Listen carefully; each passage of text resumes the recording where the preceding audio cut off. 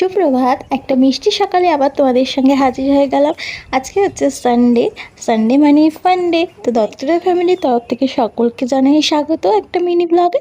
আর Sunday মানেই হচ্ছে প্রচুর পরিমাণে খাওয়া দাওয়া, তার সাথে এনজয়। তো আজকে সকাল থেকেই সুন্দর সুন্দর খাবারের আয়োজন হয়েছে। তো সকালবেলা আজকে আমি ব্রেকফাস্টটা তৈরি করেছি, তার সাথে এত গরম আর ভালো লাগছিল না।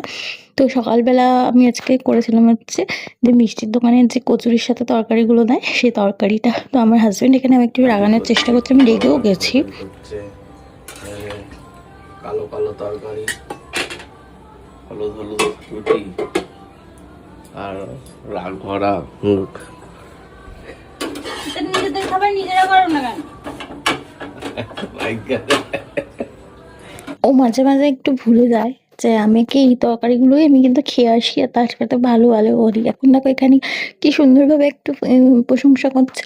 তো আমি যথারীতি তখন একটু রেগেই গেছিলাম। গরমে আর ভালো লাগছিল না রান্নাঘরে, ভালো লাগে। এসে সন্ধ্যেবেলায় খুব জোরে জোরে বৃষ্টি পড়ছিল।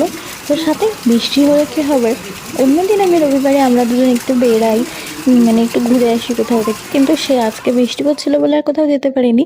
কিন্তু আমি যেহেতু আমার বাবার বাড়িতে আছি, তো বাবা নিয়ে এসেছিলাম মাটন। দুপুরবেলা মাটনটা না করে আমি ভাবলাম চলো রাত্রিবেলা বিরিয়ানি করে খাওয়াবো।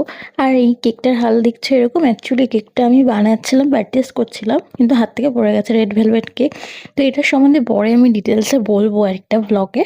তো এটা হচ্ছে স্যুপ, খেতে ইচ্ছা করছে মহাশয়ের। তো আমি মাটনটা যখন সিদ্ধ করার জন্য নিয়েছিলাম, তখন ওর মধ্যে একটু পেঁয়াজ আর রসুন আদাটা দিয়ে ওকে এটা দিয়ে দিয়েছিলাম, যেটা আমি সিদ্ধ করবো আর কি। তো এই রেসিপিটা তো এখন বলা যাবে না, রেসিপিটা একদম রেসিপির দিনকেই আসবে। তো এখন হচ্ছে গিয়ে মুখ দেখাই মাটন বিরিয়ানি। তো বিরিয়ানিটা খেতে কিন্তু খুব সুন্দর হয়েছিল। আর বিরিয়ানি দেখেই যেন এখন আবার খেতে ইচ্ছা করছে। তো আমি নিজেই বানাই, আবার নিজেও খাই, নিজেরই প্রশংসা আমি করবো কি, সবাই বলে আমার বিরিয়ানি রান্না খুব ভালো হয় আর কি। তো এই ছিল হচ্ছে, আর এই যে প্লেটটা দেখছো না, এগুলো কিন্তু আমরা আগে দেখতে পারতাম না। জামাই আসার চক্করে এখন আমরা এটাও দেখতে পাই। এছাড়াও ডিশ ওয়াশারে যেহেতু এসছে, ডিশ ওয়াশারে মাজতে পারবো বলে এটাতে খাওয়া হচ্ছে আর কি। তো যাই হোক, আমি একটু মজা করলাম। তো বিরিয়ানিটা হয়েছিল টেস্টি, আমার বড় বললো টেস্টি হয়েছিল। তো আমি পরে নিজে খেয়েও দেখেছিলাম, খুব টেস্টি হয়েছিল। তো বিরিয়ানির সাথে মাটনটা তো ওর মধ্যে ছিল, তাই না এক্সট্রা করে আর কারিটার দরকার হয়নি, আমি এমনিই খেয়েছিলাম। তো কেমনভাবে মাটন বিরিয়ানিটা খেতে হয় আমি এখানে সেটাই বলছি আর কি। ওটা একটু বন্ধ করো, নাহলে আওয়াজগুলো তো সব চলেই আসছে। ওটা নেবে, একটুখানি মাটন নেবে।